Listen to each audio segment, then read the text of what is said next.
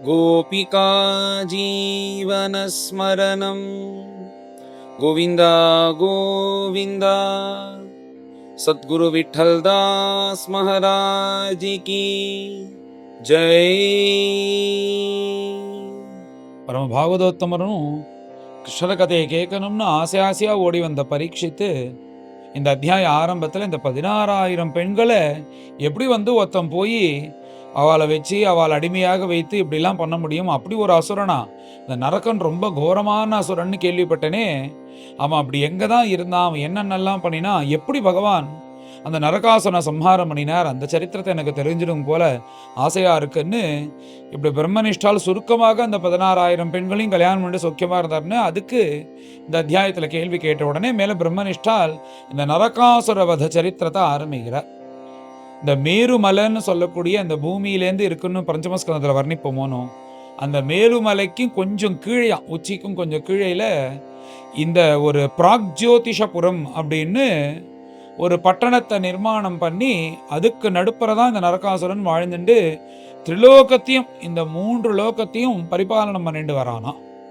இந்திரனை ஜெயிச்சு இந்திரன் கிட்ட இருக்கக்கூடிய அந்த கொடை, அந்த வெண்கொடையில கீழே தானே உட்காந்துப்பான் சிம்மாசனத்துல, அந்த கொடையை அபகரிச்சுண்டு அழகான ஒரு குண்டலம் அதித்தி அம்மா அந்த இந்திரனுக்கு கொடுத்துருக்கா. அதையும் அபகரித்து கொண்டு, இதுக்கெல்லாம் ஏன் அபகரிச்சான்னா, உங்களால நான் ஜெயிச்சிட்டேன், உங்களை ஜெயிக்கிறதே எனக்கு சாதாரணம்தான், உங்களை ஜெயிச்சுட்டு நான் இங்கே ராஜ்ய பரிபாலனம் பண்ணுறேன்னு காண்பிக்கிறதுக்காக பலாத்காரமாக அதெல்லாம் எடுத்துன்னு வந்து அவனுடைய ராஜ்யத்தில் வைத்து கொண்டு தான் ஒரு பட்டணத்தை நிர்மாணம் பண்ணி அப்படி ஒரு கட்டுக்காவலோடு வச்சிருக்கானா. அவனுடைய அனுமதி இல்லாமல் ஒரு கொசு கூட உள்ளே வர முடியாது, பஞ்சபூதங்களில் எதுவும் உள்ளே வர முடியாது. எது வரணும்னாலும் உள்ளே வரணும்னாலும் அதுக்குன்னு ஒரு பிரதி மாதிரி வைத்து, முதல்ல ஜலம், அப்புறம் அக்னி, அப்புறம் மலைகள், அப்புறம் பட்டர்கள், அப்புறம் முரன்னு ஒரு பெரிய அசுரன், இவனை எல்லாரையும் நிற்க வச்சு இவ எல்லாரையும் தாண்டினாதான் அவன்கிட்டயே வர முடியும்.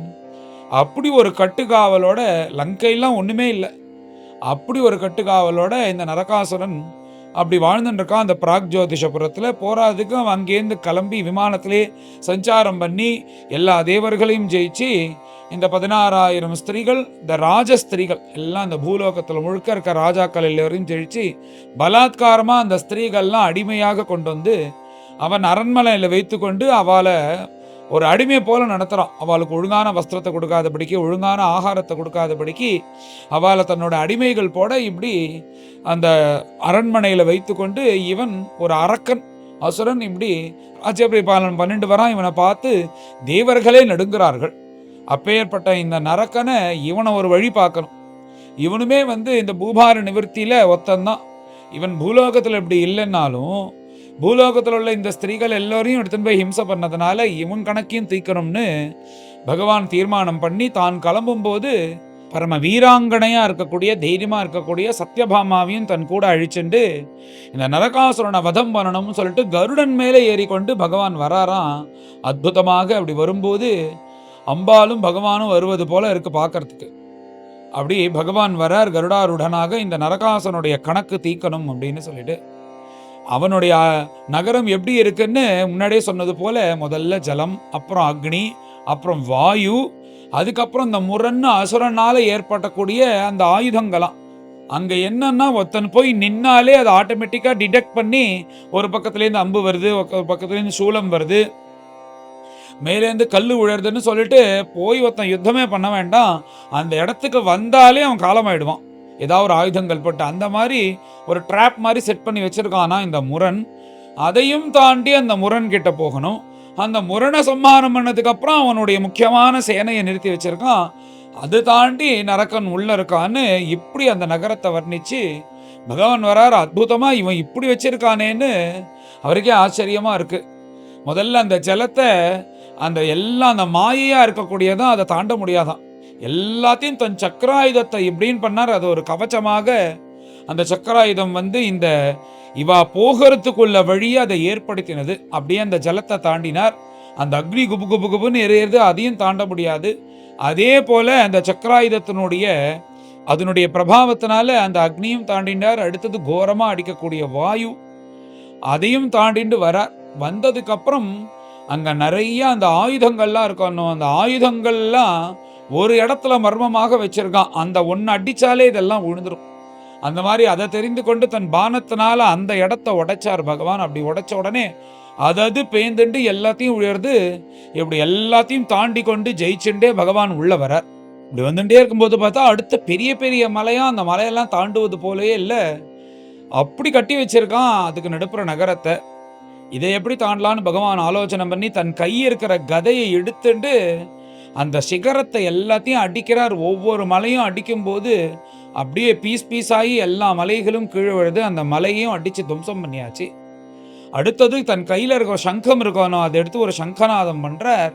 அந்த நாதத்தினால அங்க யாரெல்லாம் காதுல விழுறதோ அந்த சைனிகர்கள் அங்க இருக்கிறவா எல்லாருடைய காதுலையும் விழுறது. போராதுக்கு அந்த முரன்னு ஒரு அசுரன் இருக்கான்னு சொன்னேன், அவன் ஜலத்துக்குள்ளதான் தூங்குவானா. 5 தலையோட கோரமா இருப்பானா, அவன் ஜலத்துக்குள்ளதான் தூங்குவானா.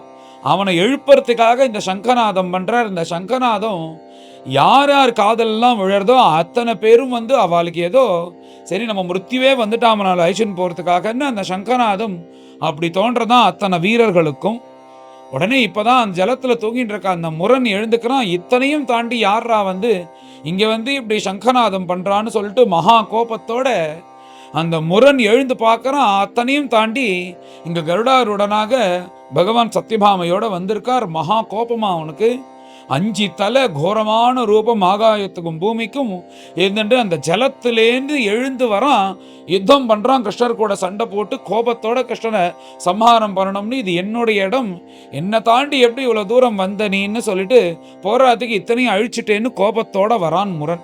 அவனுடைய முகங்கள்லாம் எப்படி இருக்குன்னா கோரமான பற்கள், ஒவ்வொரு வர்ணத்துல ஒவ்வொரு தலை இருக்கான். 5 தலைகள், கோரமான பற்கள். அதை பார்த்தாலே பயமா இருக்கு. அப்படியே ஒரு மனுஷனை முழுங்கிடுவான். அவ்வளோ ஆகாயத்துக்கும் பூமிக்கும் இப்படி கோர ரூபத்தோட வரான். இந்த கருடனை பார்த்தோன்னே அவனுக்கு கோபம் வந்துருது. கையில ஒரு திரிசூலத்தை வேற எடுத்துன்னு வரானா. அந்த திரிசூலத்தை எடுத்துட்டு இதால குத்தி தான் எல்லாரையும் சம்ஹாரம் பண்ணுவான். அவன் என்ன பண்ணான்னா அந்த திரிசூலத்தை எடுத்துட்டு கருடன் மேல கோபமாக இப்படி போடுறான். இப்ப கருடன் மேல வருதுன்னா அந்த கருடனை காப்பாற்ற வேண்டிய பொறுப்பு பகவான்கிட்ட இருக்கணும். பகவான் கருடாருடனா இருக்கிறதுனால அவர் உடனே வில்லம்ப எடுத்து ஒரு அம்பை விட்டாரோ இல்லையோ அது போய் அந்த அஸ்திரமானது பட்டு அந்த திரிசூலம் 3ஆக தெரிச்சு கீழே விழுறது.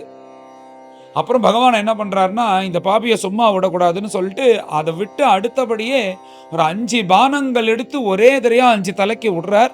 எப்படியோ அந்த பானங்கள் தப்பிச்செடுத்து உடனே அவன் கதையை எடுத்துன்னு வந்து கதா யுத்தம் பண்ணணும்னு அவன்கிட்ட இருக்கிற கதா யுத்தத்தை எடுத்துட்டு கிருஷ்ணர் கூட சண்டை போடுறதுக்காக வரா. கிருஷ்ணரும் வந்து அப்படி அபாரமாக 2 பேருக்கும் யுத்தம் நடக்கிறது. 2 பேரும் யுத்தம் நடந்துட்டே இருக்கும்போது அவன் தாங்க முடியாம கோபத்தோட அந்த கதையை கிருஷ்ணன் மேல விட்டு எறிகிறானா. அப்படி விட்டு எறியும் போது பகவானும் அதை பார்த்து சுதாரிச்சுட்டு தன்னுடைய கதையினால இப்படி ஒரு அடி அடிச்சாரோ அது 1000 பீஸாக அந்த கதையானது திருச்சி கீழே விழறது. கதா யுத்தத்துல இப்ப பகவான் ஜெயிச்சுட்டார். அபாரமா யுத்தம் நடக்கிறது. இதுக்கு மேல கதையும் இல்லை. முஷ்டி யுத்தம் பண்ணி கிருஷ்ணர் எப்படியாவது தள்ளி கீழே தள்ளிடலான்னு சொல்லிட்டு இப்போ முஷ்டி யுத்தம் பண்ணுறதுக்காக வரான். 2 பேரும் யுத்தம் பண்ணிட்டே இருக்கும்போது பார்த்தார் இதுக்கு மேலே இந்த பாபியை சும்மா விடக்கூடாதுன்னு பகவான் கோபத்தோட அப்படி வரக்கூடிய அவனை நிறுத்தி தன் சக்கராயுதத்தை எடுத்து இப்படி சுழட்டி அனுப்புறார். அப்படி அனுப்பின உடனே அது கிளம்பி ஒவ்வொரு தலையா வெட்டிட்டு வருதான். அவன் பார்த்துட்டே இருக்கான். ஒரு தலை வெட்டுறது, இன்னொரு தலையை பார்க்கறான், இன்னொரு தலை கீழே விழுறது, இன்னொரு தலையை பார்க்கறான், கீழே விழுறது. கடைசி தலையை வெட்டும் போது அதை சத்யபாமாவும் கிருஷ்ணனும் கருடாழ்வாரும் பார்க்கிறார்கள். அப்படி 5 தலையும் வெட்டி அந்த முரனுடைய சம்ஹாரமாச்சு. எல்லாருக்கும் பரமாச்சரியம். இந்த கோரமான முரணை பகவான் அற்புதமாக சம்ஹாரம் பண்ணினாரே, ஆச்சரியம்னு தேவதைகள்லாம் பார்த்து ஆகாயத்துல சந்தோஷப்படுறா. ஏன்னா அப்பேற்பட்ட அசுரனா இந்த முரண். அவனை காவலா வச்சிருக்கான் இந்த நரகாசுரன். இந்த முரணே சம்ஹாரம் ஆயிட்டான் அப்படின்னு தெரிந்து கொண்டு நரகாசுரனுக்கு மேல பயமும் வந்துடுது. இன்னும் நிறைய சுதாரிக்கிறான். அங்க வந்து முரனுடைய 7 புத்திரர்கள் இருக்காலாம் உள்ள. அந்த 7 புத்திரர்களையும் அனுப்புறான், நீங்க சண்டை போட போங்கன்னு. அவளும் தன் அப்பாவை கிருஷ்ணன் சம்ஹாரம் பண்ணினால கோபத்தோட வரார்கள். தன்னுடைய அத்தனை சைன்யத்தையும் திரட்டிண்டு அந்த சைன்யத்தை போக சொல்லி அதுக்கு பின்னாடி நரக்கனும் வரான் கிருஷ்ணனை சம்ஹாரம் பண்ணணும்னு. இப்படி மேல அபாரமான யுத்தம் நடக்க போறது அந்த நரக்கனுக்கும் கிருஷ்ணருக்கும். இந்த நரகாசுரனுக்கு அவனுடைய சேனைக்கு அதிபதியா இருக்கிறவனுக்கு பீட்டன்னு பேரு. அந்த பீட்டனை தலைவனாக வைத்து கொண்டு அத்தனை பேரும் வரார்கள். அபாரமான யுத்தம் நடக்கிறது. இவர் சத்யபாமா, இவர் கருடனோட சேர்ந்துட்டு அந்த சேனையை சமாளிக்கிறார் ரதசஸ்திரத்தோட. அந்த அஷ்டசஸ்திரங்கள்லாம் போடும்போது ஒருத்தனுடைய தலை அருந்து விழுறது, கால் அருந்து விழுறது, கை அருந்து விழுறது, ரதங்கள் அடிச்சு விழுறது, மற்ற அந்த ஆயுதப்படை எல்லா படைகளும் ஒவ்வொன்றும் அறுத்து விழுறது. இப்படி பார்த்தா கிருஷ்ணருக்கும் சத்யபாமைக்கும் ஒண்ணுமே ஆகல. ஆனா தன்னுடைய சேனையில் இருக்கிறவா மாத்திரம் சாகரான்னு உடனே ரொம்ப கோபப்பட்டான். கோபப்பட்டு தான் சுயமா வரணும்னு சொல்லிட்டு மேல அந்த நரகாசுரனே அவனுக்கு ஒரு வாகனம் வச்சிருக்கானா. இந்திரன் எப்படி ஐராவதத்துல வரானோ அந்த ஐராவதத்துக்கு சமமா இருக்கக்கூடிய ஒரு யானை, யுத்தம் செய்யக்கூடியது, யுத்தத்துல நல்லா பயிற்சி பெற்ற யானைகள், அந்த மாதிரி யானைகளும் அங்க கொண்டு வந்து வச்சுட்டு பலாத்காரமா வச்சுட்டு இருக்கான். அந்த மாதிரி ஒரு யானை மேல ஏறிண்டு மேல கிருஷ்ணரோட சண்டை போடணும்னு கோபத்தோட வரான். அந்த கிருஷ்ணனும் கருடாருடனாக இருக்காருன்னோ, கருடன் மேல சத்தியபாமையோட உட்காந்துட்டு அவர் யுத்தம் பண்ணிட்டு இருக்கார் ஆகாயத்துல. இவனும் அதே போல அந்த ஐராவத்துக்கு சமமா இருக்கக்கூடிய அந்த யானை மேல வந்து மேல அந்த பகவான் மேல சதக்னின்னு ஒரு ஆயுதம், அதை எடுத்து அது பாம்பு மாதிரி இருக்கும், அதை தூக்கி போடுறானா கிருஷ்ணர் மேல. அதெல்லாம் வச்சிருக்கானா அந்த காலத்திலே.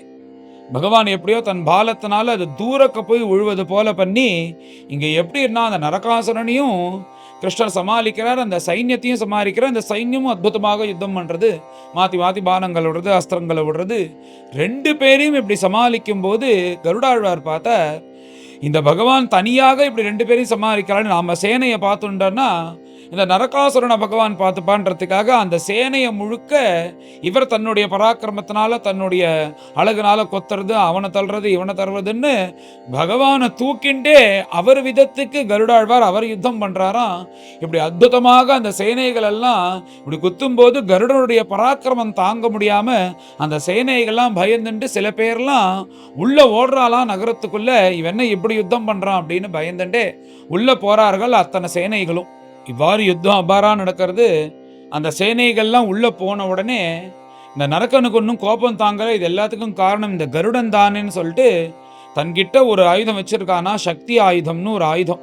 அந்த ஆயுதத்தை வச்சுதான் இந்திரனையே ஜெயிச்சான். இந்திரனுடைய வஜ்ராயுதமே ஒன்றும் பண்ண முடியல அந்த சக்தி ஆயுதம் முன்னாடி. அதனால இந்திரனையே ஜெயிச்சதுனால அந்த சக்தி ஆயுதத்தை எடுத்து கோபத்தோட இந்த கருடன் மேல எதிரானா.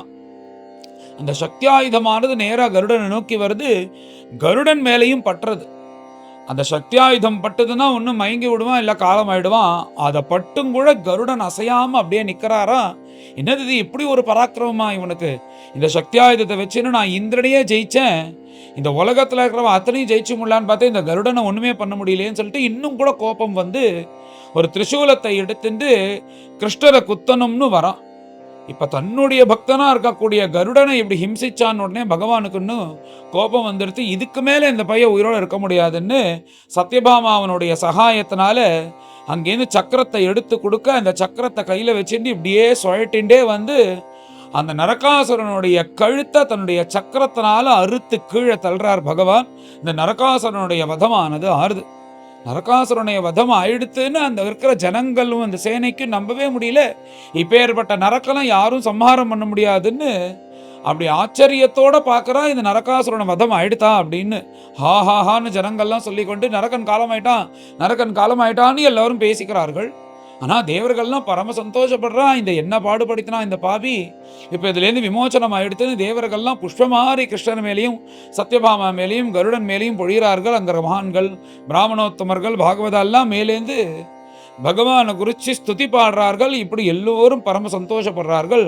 இந்த நரகாசுர வதம் ஆன உடனே, நரகாசுரன் வதம் ஆனதுக்கு அப்புறம் சாட்சாத் பூமி தேவி எந்த சொர்க்கத்திலேருந்து அவன் எதெல்லாம் அபகரிச்சின்னு வந்து இங்க சௌக்கியமா இருக்கானோ அந்த அற்புதமான குண்டலங்கள், அப்புறம் இந்திரனுடைய அந்த சாமரம், இன்னும் நிறைய சாமக்கிரிகள்லாம் இருக்கு.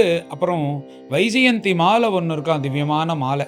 அதெல்லாத்தையும் எடுத்துன்னு வந்து அந்த குண்டலங்களை பகவான்கிட்ட கொடுத்து, அப்புறம் வந்து அந்த வைஜெயந்தி மாலையை கழுத்துல போட்டு அந்த சத்திரத்தை பகவானை கொடுத்து அதை பிடிச்சிக்க சொல்லி சில பக்தர்களால இப்படி நரக்கன வதமாச்சே ரொம்ப சந்தோஷம். ஏன்னா இந்த பூபாரத்தை நிவர்த்தி பண்றதுக்காக தானே பகவான் வந்தார். அதனால அந்த சந்தோஷத்தோட அந்த கிருதஜ்ஞத்தை தெரிவிக்கணும்னு பூமி தேவி வந்தா. பகவான வைகுண்டவாசின்னு அற்புதமாக ஸ்தோத்திரம் பண்றா. இந்த நரக்கன வதம் பண்ண உடனே ஏதோ பாதி பாரம் போனது போல இருக்கா அந்த பூமி தேவிக்கு. அப்படி நரக்கன வதமான உடனே பரம சந்தோஷப்பட்டு பகவான் நினைச்சுன்னு அற்புதமாக ஒரு ஸ்தோத்திரம் பண்ணி அங்க ஓரமா பயந்துட்டே நரக்கனுடைய புத்திரன் இருக்கானா. அந்த புத்திரனை அழிச்சுன்னு கொண்டு வந்து அந்த கிருஷ்ணன் முன்னாடி கொண்டு வந்து நிறுத்தரா. அவன் நல்ல பையனாக தான் இருக்கான். அவனுக்கு கொஞ்சம் பயமாகவும் இருக்கு. உடனே பூமி தேவி சொல்றாளே, நரகனுடைய புத்திரன், நீங்க உங்க பரம பவித்திரமா இருக்கக்கூடிய உங்களுடைய கர கமலங்கள் உங்களுடைய கையை வச்சு இவன் தலையில வச்சு, கையை எடுத்து இவன் தலையில வச்சு அஸ்தமஸ்த தீட்சையானது பண்ணுங்கோ அப்படின்னு சொல்லிட்டு பூமி தேவி பிரார்த்தனை பண்ணின உடனே கருணாமூர்த்தியா இருக்கக்கூடிய பகவான் எப்படி நரசிம்ம சுவாமி பிரகலாதனை கூப்பிட்டாரோ அதே மாதிரி இந்த நரகாசுரனுடைய புத்திரனை பகவான் கூப்பிட்டார். அப்பா நீ பயப்படாத, நீ என்ன தப்பு பண்ணின, உங்க அப்பா அப்படி தப்பு பண்ணா அவன் சம்ஹாரம் பண்ணினேன்னு சொல்லிட்டு கிட்டக்க வந்து பகவானை பார்த்த உடனே அவனுக்கும் பரம ஆனந்தம் அடையறான். பகவானை பார்த்த சந்தோஷத்துல அப்படி பார்த்துட்டே இருக்கும்போது தன்னுடைய பரம பவித்திரமான கரங்களை எடுத்து அந்த நரகாசுரனுடைய புத்தனுடைய தலையில இப்படி வச்சு பரமானுகிரகம் பண்றாராம் பகவான். இந்த பூமி தேவியினுடைய பிரார்த்தனை கேட்டது போல இந்த மாதிரி அவனுக்கு பரமானுகிரகம் பண்ணிட்டு இப்படி அங்க அரண்மனை இருக்கணும், அதுக்கு நடுப்புறதான அவன் பட்டணத்தை கட்டிண்டு அந்த பட்டணத்துக்கு நடுப்புற அரண்மனை வச்சிருக்கான். இப்ப அந்த பட்டணத்துக்குள்ள வந்து அந்த அரண்மனைக்கு நோக்கி வரார் பகவான். அந்த அரண்மனையும் திறக்கிறார். உள்ள அந்த அந்தப்புறத்துக்கு வந்து பார்த்தா இந்த நரகாசுரனால 16,000 பெண்கள் ராஜஸ்திரீகள் பந்திகளாக அடிமைகள் போல அங்க வச்சிருக்கானா. அவளுக்கு நல்ல ஆகாரம் கொடுக்கல, நல்ல வஸ்திரங்களை கொடுக்கல, ஆனா வேலை மாத்திரம் வாங்கிக்கிறதுன்னு இப்படி கொடூரத்தனமா அவளை ஹிம்சை பண்ணிட்டு அந்த நரக்கன் அங்க வச்சிருக்கானா. அத்தனை பேருக்கும் இப்ப விடுதலை ஆயிடுத்து. இந்த நரக்கன் சம்ஹாரம் பண்ணிட்டார் கிருஷ்ணர் அப்படின்னு உடனே அத்தனை பேரும் ஏகோபிச்சு ஆசையா கிருஷ்ணரை பார்க்கறா. அந்த கிருஷ்ணனை பார்த்த உடனே அந்த கிருஷ்ணன் தான் தன் பர்த்தாவா வேணும்னு சொல்லிட்டு அத்தனை பேரும் ஏகோபிச்சு, ஏதோ காமத்தினால இல்லை, தன்னை இப்படி எப்பேற்பட்ட கஷ்டத்திலேருந்து தன் காப்பாத்தின வைகுண்ட வாசின்னு நினைத்து கொண்டு அத்தனை பெண்மணிகளும் கிருஷ்ணனை தான் விவாகம் செய்து கொள்ளணும்னு இப்படி ஆசைப்படுறார்கள். ஏகோபிச்சு எல்லாரும் தனித்தனியா கிருஷ்ணனை விவாகம் செய்து கொள்ளணும்னு பார்க்கறான். உடனே பகவான் மந்தஹாசத்தோட முதல்ல அவளுக்கு மங்கள ஸ்நானங்கள்லாம் பண்ணி வச்சு நல்லா ஸ்நானங்கள்லாம் ஆனதுக்கப்புறம் வஸ்திரத்தெல்லாம் கொடுத்து நன்கு கட்டிக்க சொல்லி இப்போதான் அவள் பார்க்கறதுக்கு ஒரு ஸ்திரீகள் போலவே இருக்கா. அவ்வளோ கொடுமை பண்ணி வச்சிருக்கான். அத்தனை பேரையும் வந்து பல்லாக்கில் ஏற்றி அங்கேருந்து ஆகாய மார்மமாக துவாரகைக்கு அத்தனை பேரையும் போக சொல்லிட்டாராம் பகவான் கிருஷ்ணர். உடனே பகவான் அங்கேருந்து இந்த பூமி தேவி கொடுத்தாலும் அந்த குண்டலங்கள், அந்த கொடை, மற்ற வஸ்துக்கள்லாம் இது எல்லாத்தையும் எடுத்துன்னு அதெல்லாம் எங்கேருந்து வந்ததோ அங்கே கொண்டு கொடுக்கணும்னு தீர்மானம் பண்ணாராம் பகவான். அது சொர்க்கலோகத்திலேருந்து தானே வந்தது. அந்த குண்டலங்கள் அதித்தி அம்மாவோடது. அதனால நேராக போய் அதித்தி அம்மா கிட்ட அந்த குண்டலங்களை சமர்ப்பித்து இந்த சத்திரம் இந்திரனுக்கு கொடுக்க வேண்டியது. இந்திரன்கிட்ட கொடுத்த உடனே இந்திரனும் சாஷ்டாங்கமாக நமஸ்காரம் பண்ணி, பிரபு சொர்க்கத்துக்கு வந்திருக்கேலே ரொம்ப சந்தோஷம், இந்த நரக்கன் பாடாப்படுத்தின்னு இருந்தால் அந்த நரக்கனை சம்ஹாரம் பண்ணிட்டேலே, உங்களுக்கு நாங்கள் என்ன பதில் பண்ண போகிறோன்னு பரம சந்தோஷப்பட்டு பகவானுக்கு பூஜைகள்லாம் பண்ணி பகவானுக்கு சமஸ்த உபச்சாரங்கள்லாம் பண்ணி அவனுடைய தன் பொருட்கள்லாம் வாங்கிண்டான் இந்திரன் இந்த சத்திரங்கள்லாம். இந்த சொர்க்கலோகத்தில் பகவான் இருக்கும்போது சத்யபாமா கிருஷ்ணர்கிட்ட வந்து, இந்த பாரிஜாத விருட்சம் இவ்வளோ அற்புதமாக இருக்கே, இது எனக்கு துவாரகையில் வேணும் அப்படின்னு கிருஷ்ணர்கிட்ட சொன்னான். ஏன்னா இத்தனை யுத்தத்திலையும் ஜெயிச்சதுக்கு காரணம் கூடவே சத்யபாமா இருந்து எல்லாத்தையும் சகாயம் பண்ணியிருக்கா. அப்படி சத்யபாமா ஆசைப்பட்டதுனால அந்த பாரிஜாத்த விருட்சத்தை அங்கேருந்து எடுத்துன்னு போகணும்னு பகவான் நினைக்கிறார். இப்படி இங்கேருந்து பாரிஜாத விருட்சத்தை எடுக்க வரும்போது அந்த இந்திரன் சண்டைக்கு வரானா பகவான் கிட்ட. இதை சொல்லிட்டு இந்த இந்திரனுக்கு மூளையே இல்லைன்னு அஹோ கஷ்டம்னு பிரம்மனிஷ்டாலே தலையில் அடிச்சுக்கிறாராம். யாருடைய அனுகிரகத்தினால நீ சௌக்கியமா இருக்க, அப்படி இருக்கும்போது அவர் ஒரு பாரிஜாத விருட்சம் எடுத்துன்னு போனா உனக்கு என்ன? அவர் நினைச்சாருன்னா எடுத்துன்னு போயிட்டு ஒரு 1,00,000 பாரிஜாத விருட்சம் ஆத்துல இருக்கிற மாதிரி பண்ணக்கூடியவர் அவர். அவர் ஏதோ சத்யபாமா ஆசைப்பட்டார்னு ஒரு பாரிஜாத விருட்சத்தை கொடுத்தா என்ன, இது என்னுடையது, என் சொத்து இங்கேருந்து எடுத்துன்னு போகக்கூடாதுன்னு சொல்லிட்டு இந்திரன் சண்டைக்கு வரானா கிருஷ்ணர்கிட்ட. பிரம்மனிஷ்டாலே தலையில் அடிச்சுக்கிறார். அஹோ கஷ்டம் அப்படின்னு எப்படி இருக்கான் பாருங்க இந்திரன். இந்திரன்னு சொல்றமே தவிர இந்த இந்திர பதவி எதுக்கும் பிரயோஜனம் இல்லாத பதவியா இருக்கு. அதனால இந்திரனே வந்து பகவான் கூட சண்டை போடுறதுக்காக வரான். அப்படி இந்திரனை ஜெயிச்சு அந்த பாரிஜாத விருட்சத்தை எடுத்துன்னு வராராம். அந்த விருட்சத்துல இருக்கக்கூடிய அந்த பாரிஜாத புஷ்பத்துல இருக்கக்கூடிய தேனை குடிக்கிறதுக்காக அங்க வண்டுகள்லாம் சுத்தி சுத்தி வருதான். அவர் தூக்கின்னு எடுத்துன்னு வரும்போது இந்திரனை ஜெயிச்சு அந்த பாரிஜாத விருட்சம், அதுல இருக்கக்கூடிய அந்த புஷ்பங்கள், அதை சுத்தின் வர அந்த வண்டுகளோட கொண்டு வராராம். அதோட வந்து சத்யபாமாவோட சேர்ந்துண்டு துவாரகால சத்யபாமாவனுடைய அந்தப்புறத்தில் அந்த பாரிஜாதத்தை கொண்டு எங்கே வேணுமோ அங்கே பிரதிஷ்டை பண்ணுவது போல வைத்து இப்படி சத்யபாமாக்காக ஒரு பகுமதி பிரசன்டேஷனாக இந்த பாரிஜாதத்தை விருட்சத்தை சொர்க்கலோகத்திலேருந்து கொண்டு வந்து கொடுத்தார். அதுக்கப்புறம் இந்த 16,000 ஸ்திரீகள் இருக்காலும் அவள் கல்யாணம் பண்ணிக்கணும்னு ஆசைப்பட்ட உடனே இப்போ பகவான் மேலே 16,000 ரூபத்தை எடுத்துக்கொண்டு கல்யாணம் பண்ணிக்கிறாராம் சாஸ்திரோக்தமாக யதாவிதியாக. இந்த கிருஷ்ணரை பார்த்தாலே ரொம்ப பாவமாக இருக்குது. எத்தனை பேரை ஆசைப்படுறா அத்தனை பேரையும் போனா போகிறதுன்னு கருடையினாலேயே கல்யாணம் பண்ணிக்கிற மாதிரி ஆயிடுறது அவருக்கு. அப்படி பண்ணிட்டு 16,000 ரூபத்தை எடுத்துட்டு இப்படி குடும்பத்தை நடத்துகிறாராம். பிரம்மனிஷ்டால் சொல்லும்போது ஆச்சரியமாக குடும்பம் நடத்துகிறாராம். அங்கே வந்து பார்த்தா 16,000 வீடுகள் இருக்குது. அந்த 16,000 வீடுகளையும் பகவான் இருக்காராம். அங்கே வந்து பார்த்தா அந்த ஒரு ஸ்திரீகளோட அந்த கிருஷ்ணன் நின்று பேசின்னு இருக்கார். இன்னொரு ஸ்திரீ கூட அழகாக உள்ள சமயக்கட்டில் அவள் ஏதோ உபகாரம் கேட்டானா அது பண்ணிட்டு இருக்கார். இன்னொரு ஸ்திரீயோட சேர்ந்துட்டு அங்கே வாசலில் உட்காந்துன்னு உபாசனம் பண்ணிட்டு இருக்கார். இன்னொரு ஸ்திரீயோட உட்காந்துட்டு சேரில் உட்காந்துன்னு பேசிட்டு இருக்கார். இப்படி எப்படி ஒரு குடும்பம் நடத்துகிறவா ஒவ்வொரு விதமாக ஒவ்வொரு ஆற்றுல இருக்கணும், ஒரே மாதிரியே இருக்காதோனோ. ஒரு ஆற்றுல பார்த்தா இப்படி இருக்கும், ஒரு ஆற்றுல பார்த்தா அப்படி இருக்கும். அதுக்கு ஏற்றது போல அந்தந்த மனைவிகளுக்கு ஏற்றது போல அவளோட சேர்ந்து கொண்டு அவளுக்கு பரமானந்தத்தை கொடுத்துட்டு 16,000 ரூபத்தையும் எடுத்துட்டு பகவான் இப்படி துவாரகையில் அவளுக்கு பரமானந்தத்தை கொடுத்துட்டு குடும்பம் நடத்தின்னு வரார். இது யோகேஸ்வரனா இருக்கக்கூடிய பிரபுவால தான் முடியும் அப்படின்னு சொல்லிட்டு இந்த பகவான் அந்த கிரகஸ்தாசிரமத்தில் இருந்த அழகு பிரம்மனிஷ்டாலும் அற்புதமாக வர்ணிக்கிறார். இப்படி துவாரகாதீசனாக அஷ்டமகிஷி விவாகம், அப்புறம் இந்த 16,000 பெண்களை விவாகம் செய்து கொண்டு அந்த யோகேஸ்வரனால ஒண்டியால தான் இப்படி இருக்க முடியும். ஏன்னா எல்லாரையும் கல்யாணம் பண்ணிக்க வேணா முடியும், ஆனால் எல்லார்கிட்டையும் ஒரே நேரத்தில் குடும்பம் நடத்த முடியுமா யாராவது?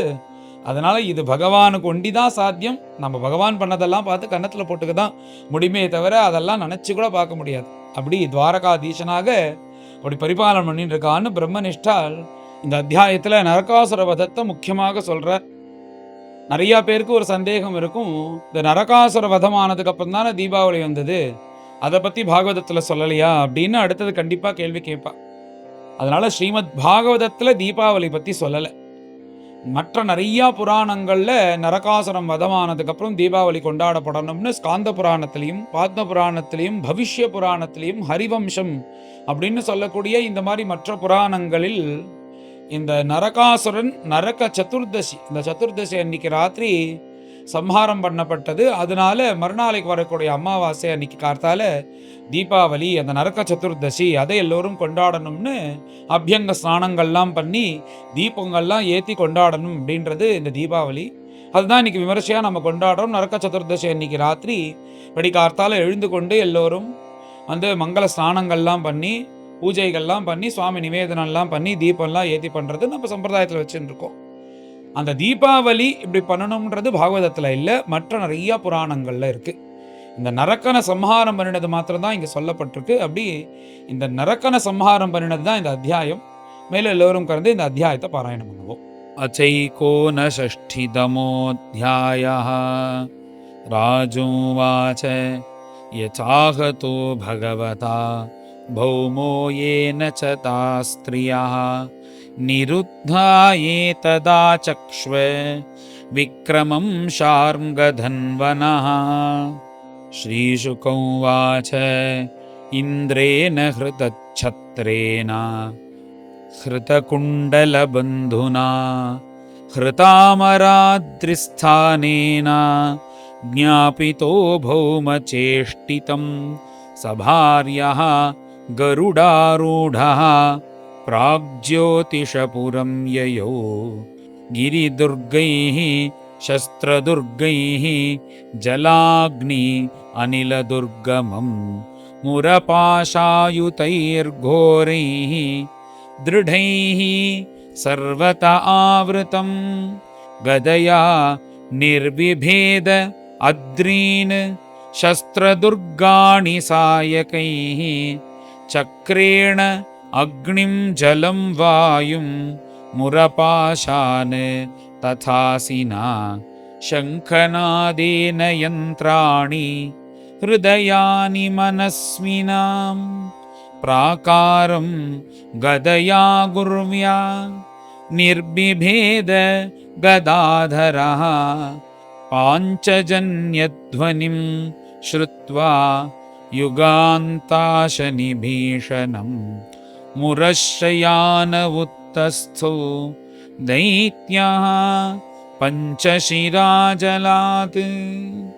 त्रिशूलमुद्यम्य सुदुर्निरीक्षणः युगान्तसूर्यानलरोचिरुल्बनः ग्रसंस्त्रिलोकीमिव पञ्चभिर्मुखैः अभ्यद्रवत्तार्क्ष्यसुतं यथोरगः आविध्यशूलं तरसागरुत्मते निरस्य वक्त्रैः व्यनदत्स पञ्चभिः सरोदसी सर्वदिशोऽन्तरं महान् आपूरयन् अण्डकटाहमावृणोत् तदापतद्वै त्रिशिखं गरुत्मते हरिशराभ्याम् अभिनत्रिधौजसा मुखेषु तं चापि शरैरताडयत् तस्मै गदां सोऽपि वृषाव्यमुञ्चता ताम् आपतन्तीं गदया गदां मृधे गदाग्रजो निर्बिभिदे सहस्रधा उद्यम्य बाहून् अभिधावतो जितः शिरांसि चक्रेण जहारलीलया व्यसुः पपात अम्भसि कृत्तशीर्षः निकृत्तशृङ्गः अद्रिरिवेन्द्रतेजसा तस्यात्मजाः सप्तविदुर्वधातुराः प्रतिक्रियामर्षजुषः समुद्यताः ताम्रोऽन्तरिक्षः श्रवणो विभावसुः वसुर्नभस्वान् अरुणश्च सप्तमः पीठं पुरस्कृत्य च मूपतिं मृधे भूमप्रयुक्ता निरगन्धृतायुधाः प्रायुञ्जतासाद्य शरानसीन् गदाः शक्तिष्टिशूलान्यजिते ऋषोल्बणाः तच्छस्त्रकूटं भगवान् स्वमार्गणैः अमोघवीर्यः तिलशश्च कर्तः तान् पीठमुख्यान् अनयद्यमक्षयं निकृत्तशीर्षोरुभुजाङ्घ्रिवर्मणः स्वानीकपान् अच्युतचक्रसायकैः तथा निरस्तान् नरकोधरासुतः निरीक्ष्य दुर्मर्शन आस्त्रवन्मदैः गजैः पयोधिप्रभवैः निराक्रमत् दृष्ट्वा सभार्यं गरुडोपरि स्थितं सूर्योपरिष्टात् सटदिद्घनं यथा कृष्णं स तस्मै व्यसृजच्छतघ्नीं योधाश्च सर्वे युगपत्स्मविव्यधुः तद्भौमसैन्यं भगवान् गदाग्रजः विचित्रवाजैः निशितैः शिलीमुखैः निकृत्तबाहूरु शिरोध्रविग्रहं चकारतर्ह्येव हताश्वकुञ्जरम् यानि योधैः प्रयुक्तानि शस्त्रास्त्राणि कुरुद्वः हस्तितान्यच्छिनत्तीक्ष्णैः शरैः एकैकशस्त्रिभिः उह्यमानः सुपर्णेन पक्षाभ्यां निघ्नता गजान् गरुत्मता हन्यमानाः तुण्डपक्षनखैर्गजाः पुरमेव आविशन्नार्ता नरको युध्यता दृष्ट्वा विद्रावितं सैन्यं गरुडेनार्दितं स्वकं तं भौमः प्रहरत् शक्त्या वज्रः प्रतिहतो यतः नाकम्पततया विद्धः मालाहत इव द्विपः शूलं भौमः अच्युतं हन्तुम् आददे विततोद्यमः तद्विसर्गात् पूर्वमेव नरकस्य शिरोहरिः अपाहरत् गजस्थस्य चक्रेण क्षुरनेमिना सकुण्डलं चारुकिरीटभूषणं बभौ पृथिव्यां पतितं समुज्ज्वलत् आहेति साध्विति ऋषयः सुरेश्वराः माल्यैर्मुकुन्दं विकिरन्तईडिरे ततश्च भूः कृष्णमुपेत्य कुण्डले प्रतप्तजाम्बूनद रत्नभास्वरे स वैजयन्त्या वनमालयार्पयत्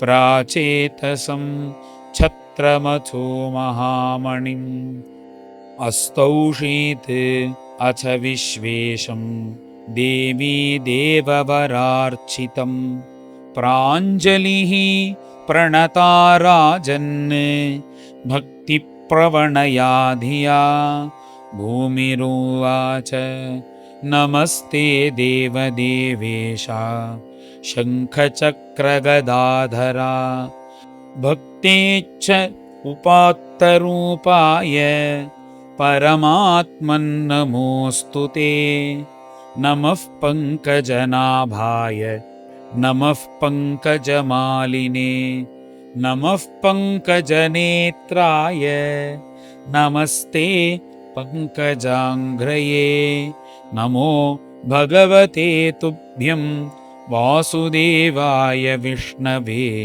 पुरुषाय आदिबीजाय पूर्णबोधाय ते नमः अजाय जनयित्रे अस्य ब्रह्मणे अनन्तशक्तये परावरात्मन् भूतात्मन् परमात्मन्नमोऽस्तु ते त्वं वै सिसृक्षु रजवुत्कटं प्रभो तमो निरोधाय बिभर्ष्य संवृतः स्थानाय सत्वं जगतो जगत्पते कालः प्रधानं पुरुषो भवान् परः अहं पयो ज्योतिरथानिलो नभः मात्राणि देवा मन इन्द्रियाणि कर्ता महानिति अखिलं